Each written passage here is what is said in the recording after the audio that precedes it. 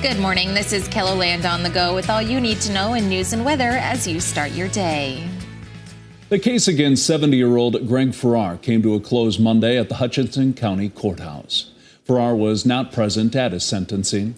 But the victim, an elderly woman from Freeman, was able to testify against him. Many of Farrar's victims were there to show their support for the victim.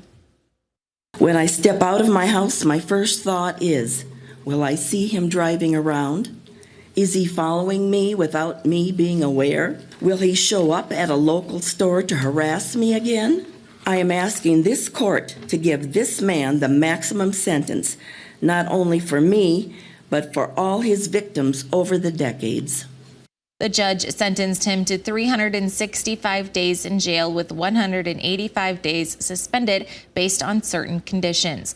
Farrar was booked into the Davison County Jail Monday evening. The lone survivor of a triple fatal crash near Beersford over the weekend is out of the hospital and in custody. 20-year-old Hayden Hall is accused of leaving the crash scene and stealing a car from a nearby dairy operation. He is also facing grand theft and underage consumption charges. The three victims, 2 men and a woman, died at the scene. Lincoln County Sheriff Steve Swenson says his office is investigating the car theft after the crash, while the Highway Patrol and the Division of Criminal Investigation are looking into the fatal crash. It's going to be a long investigation to try to figure out what happened, try to piece it back together to see who was driving the vehicle. But it is a very tragic situation. During the crash, the pickup hit an embankment and rolled, throwing the occupants. The sheriff says it does not appear that anyone in the pickup was wearing a seatbelt. Court documents say a Sioux Falls man was under the influence of THC when he caused a chain reaction crash. Police say Nathan Early ran a red light on Friday evening at the corner of 12th Street and Kiwanis Avenue. Police say he was driving a Hyundai. There was a couple of cars that were making a left turn on a green arrow, and the Hyundai hit one car. It spun around. A 4-year-old was ejected out of that car. The child's mother was also thrown from the car. Another driver tried to avoid the crash and ended up running over the 4-year-old. The child is expected to survive. Police say Early kept driving and crashed into more cars before finally coming to a stop. He was in court Monday afternoon, facing a long list of charges, including vehicular battery, DWI, and no driver's license. In court, we learned this is Early's 3rd DUI charge. The judge set his bond at $10,000 cash only. Now let's send it over to meteorologist Scott Mudd for a check of our morning weather and a cool start to the day and a cooler day, Scott. Yeah, we are looking at temperatures falling closer to average for afternoon highs. So we'll put these numbers mainly low to middle 30s across eastern South Dakota. A little bit above for central and western Kettleland with temperatures approaching 40. Tomorrow will be warmer. That will continue into Thursday, and then we'll fall a little as we get into this weekend. But with temperatures in the 40s this weekend, we'll still be above average. And Brian will have more details on your forecast coming up. Thank you, Scott. 29 outstanding warrants in Minnehaha County are now being taken care of thanks to a weekend program from the sheriff's office. This past Friday and Saturday, the Minnehaha County Sheriff's Office allocated time for people with outstanding warrants to come to the jail and get their $25 fees waived. Captain Josh Phillips says 18 people showed up, some of which had multiple warrants. The whole purpose of this is we want the warrants to get cleared up. We want you to have a start fresh to the new year. And so that will help the court systems out. It'll help everyone out. And so that's the whole point of this program.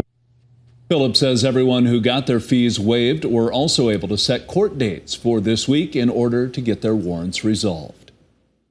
Christmas is less than 2 weeks away, but it came early this year for a 12-year-old boy from Brandon. For weeks now, we've been following Spencer Thorsland's courageous battle with cancer. He's at home in hospice care. His family is still praying for a miracle, but his mom and dad decided to move Christmas up this year to make sure Spencer had a chance to enjoy time with his family.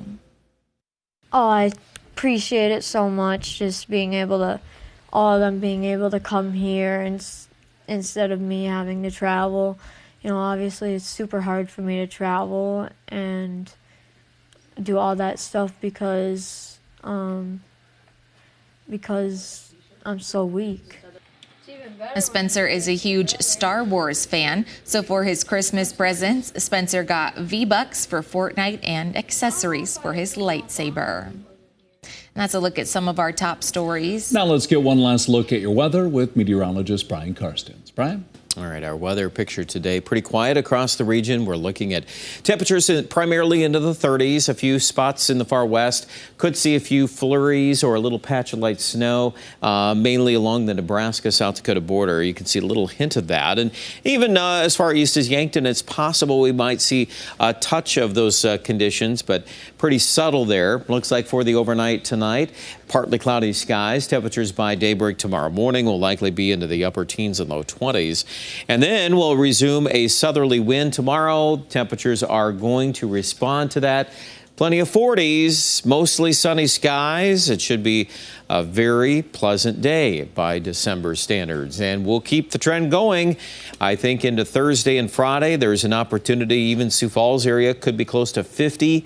And the weekend, while it might kind of restrict or come back down a little bit, depending on how strong this little clipper system is on Friday night, there's no question the temperature trends will remain above normal for this time of the year. And in fact, it looks like by the days prior to Christmas, if anything, it's actually going to even warm up more by that point on the calendars. So take that, think about that a little bit. I guess at this point, we shall see what Christmas probabilities are going to look like. But certainly leading up to it, not very high. 34 today in Mitchell, 32 degrees in Brookings. Here's a look at your 7-day forecast. Still, it's dry. No reason to put any organized rain or snow. After some 50-degree weather or really close to that level Thursday and Friday.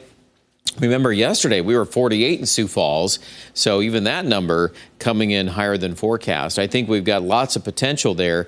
And obviously, going into the weekend, it cools back a little for Aberdeen in the Northeast, but don't get too concerned about anything big as far as cold snaps. That's not happening. Pierre, Rapid City, it's basically a batch of 40s and 50s, a few ups and downs in there, but for the most part, it is a pretty tranquil pattern. Check out the details with the rest of your weather online at KELOLAND.com.